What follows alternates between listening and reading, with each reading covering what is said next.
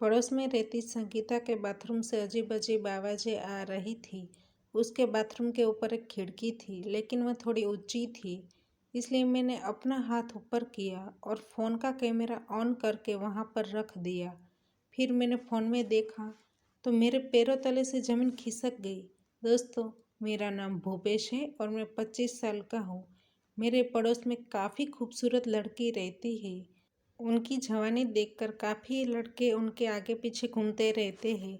उनका गोरा रंग, सुंदर सी आंखें, खूबसूरत बॉडी को देखकर काफ़ी लड़के उनके पीछे पड़े हुए थे। मुझे भी वह लड़की काफ़ी ज़्यादा पसंद थी। पसंद हो वहीं मिले ऐसा ज़रूरी तो नहीं है।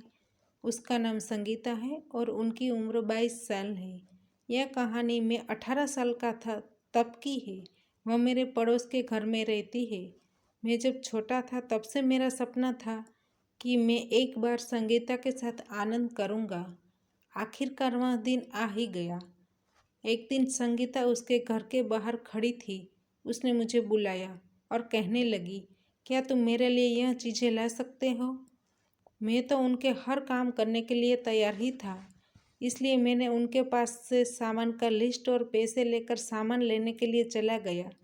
फिर मैं सारी चीज़ें लाकर उसके घर गया।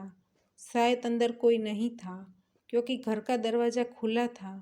मैंने अंदर जाकर आवाज़ लगाई, लेकिन अंदर से कोई बोला नहीं। फिर अचानक मुझे अजीब आवाज़ सुनाई दी। फिर मैंने ध्यान से सुना तो यह आवाज़ संगीता के बाथरूम से आ रही थी। मैं उसके बाथरूम के दरवाजे के पास गया, लेकिन मुझे कुछ दिखाई नहीं दिया। उसके बाथरूम के दरवाजे के ऊपर एक खिड़की थी, लेकिन वह थोड़ी ऊंची थी। इसलिए मैंने हाथ ऊपर किया और फिर फ़ोन का कैमरा ऑन करके मैंने वहां पर रख दिया। जब मुझे लगा कि वॉशरूम से कोई बाहर आ रहा है, तभी मैं तुरंत ही वहां से चला गया और बाहर आकर खड़ा हो गया। बाथरूम में सिर्फ संगीता ही थी। अब मेरे फ़ोन में क्या रिकॉर्ड हुआ वह देखने के लिए मैं काफ़ी आतुर था। वह बाहर आई और मुझे देखकर उसने थोड़ा स्माइल किया। फिर मैंने उसका सामान दे दिया और मैं अपने घर वापस आ गया। फिर मैंने फ़ोन में रिकॉर्ड किया हुआ वीडियो देखा तो मैं चौंक गया। वह देखकर मुझे ऐसा लगा कि मैं कोई सपना देख रहा हूँ। मैंने वीडियो में देखा कि यह सब कुछ देखकर मेरे दिमाग में सिर्फ वही घूमती रहती थी। एक दिन वह घर पर अकेली थी।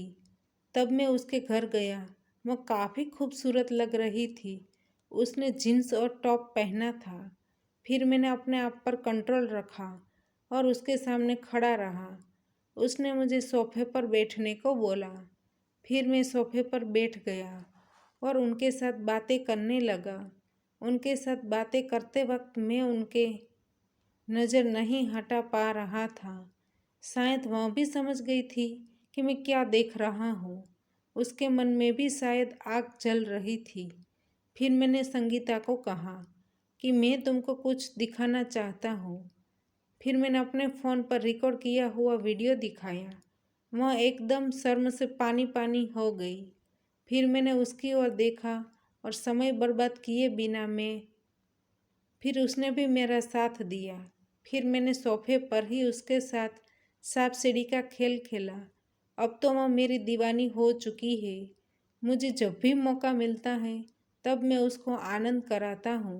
वह भी हमेशा मज़े करने के लिए तैयार होती है। तो दोस्तों, हमारी कहानी यहीं पर समाप्त होती है। आपको कहानी पसंद आई है तो वीडियो को लाइक करें और शेयर करें, और चैनल पर नए हैं तो चैनल को सब्सक्राइब करें, और हाँ, नोटिफिकेशन बेल को ज़रूर दबाइए ताकि आने वाली अगली अपडेट आपको सबसे पहले मिल सके। धन्यवाद।